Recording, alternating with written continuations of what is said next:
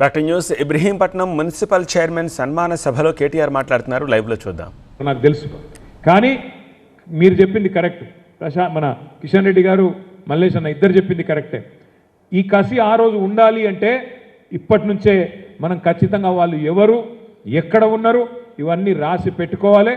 పెట్టుకొని ఒక్కరిని కూడా వదలకుండా వారికి జవాబు చెప్పే బాధ్యత నాది అనే మాట నేను విజ్ఞప్తి చేసుకుంటా ఉన్నా. కేసీఆర్ సార్ అంటే పెద్ద మనిషి, మంచోడు. ఆయన పెద్ద మనిషి, మంచోడు, జీవితం అంతా చూసిండు. కానీ నేను ఇట్లాంటి దుర్మార్గ పాలన జీవితంలో చూడలేదు. నేను కూడా చూసిన, చాలామందిని చూసినాం. ప్రభుత్వాలను, చంద్రబాబు నాయుడు గారిని చూసినాం, రాజశేఖర రెడ్డి గారిని చూసినాం, రోషయ్య గారిని చూసినాం, కిరణ్ కుమార్ రెడ్డి గారిని కూడా చూసినాం. ఆ తర్వాత మన నాయకుడు కేసీఆర్ గారి పరిపాలన చూసినాం. కానీ ఇట్లాంటి చిల్లర ప్రభుత్వాన్ని ఇంత చిల్లరగా, ఇంత అరాచకంగా పేదవాళ్ళ భూములు గుంజుకొని అసైన్మెంట్ భూముల మీద పడి ఇవాళ అరాచకం చేసే అనుముల రేవంత్ రెడ్డి లాంటి ముఖ్యమంత్రిని మాత్రం ఒక చరిత్రహీనుడుగానే చరిత్ర గుర్తుపెట్టుకుంటుంది. తెలంగాణ సమాజం చీత్కరించే రోజులు తప్పకుండా వస్తాయనే మాట నేను మీకు విజ్ఞప్తి చేస్తా ఉన్నా. మొన్న నేను మా సబితక్క విద్యార్థుల మీటింగ్కి పోయినాం తెలంగాణ భవన్లో.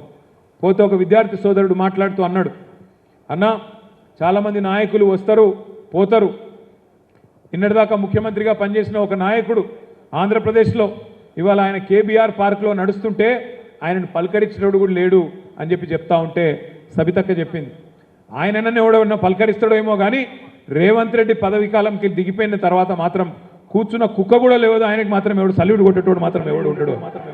ఇది వాస్తవం. ఇది అధికారంలో ఉన్నప్పుడు కొంత ఉంటుంది బిల్డప్, కానీ అధికారం పోయిన తర్వాత నువ్వు చేసిన అరాచకానికి ప్రజలు సమాధానం మామూలుగా చెప్పరు అనే మాట కూడా నేను విజ్ఞప్తి చేస్తా ఉన్నా. ఇవాళ ఇబ్రహీంపట్నం అయితేనేమి, ఖ్యాతన్పల్లి అయితేనేమి, ఖానాపూర్ అయితేనేమి 2 నెలల పాటు తిప్పి ఇబ్బంది పెట్టి కిషన్ రెడ్డి గారు నాకు ఒక 10 సార్లు మాట్లాడినారు. సార్ మీరు ఎలక్షన్ కమిషనర్కు మాట్లాడండి, ముఖ్యమంత్రి కార్యాలయంలో ఉన్న అధికారులకు మాట్లాడండి, కోర్టు తీర్పునన్నా గౌరవించమనండి, కోర్టు ఎలక్షన్ పెట్టమని చెప్పింది, మనం అడుగుతున్నది ఎలక్షన్ పెట్టమనే కదా, ఏం అడుగుతున్నాం అంటే కూడా వాళ్ళు ఉల్కరు పల్కరు. ఆఖరి కోర్టులు అంటే కూడా వీళ్ళకి గౌరవం లేకుండా పోయింది. అందుకే నేను మీతో ప్రార్థించేది, తప్పకుండా తొందరలోనే పెద్దలు కేసీఆర్ గారి దగ్గరికి మన చైర్మన్ గారిని, కౌన్సిలర్లందరినీ వెంటనే తీసుకొని పోతా. ఆ తర్వాత మళ్ళీ మిమ్మల్ని అందరినీ కూడా తప్పకుండా తీసుకొని పోతా అని చెప్పి కూడా మీకు మాట ఇస్తూ, మళ్ళొక్కసారి ఇంత ఆలస్యమైన ఇంత ఓపికగా కిషన్ రెడ్డి గారి ఎవరు లేవద్దు, కిషన్ రెడ్డి గారి బర్త్డే కూడా ఉన్నది, వారి జన్మదినం సందర్భంగా కేక్ కూడా కట్ చేయాలని చెప్పి కిషన్ రెడ్డి అన్నని కూడా విజ్ఞప్తి చేస్తూ మళ్ళొక్కసారి మీ అందరికీ కూడా పేరు పేరున హృదయపూర్వకంగా శుభాకాంక్షలు. జై తెలంగాణ, జై తెలంగాణ, జై తెలంగాణ. దయచేసి ఇక్కడ ఆగండి.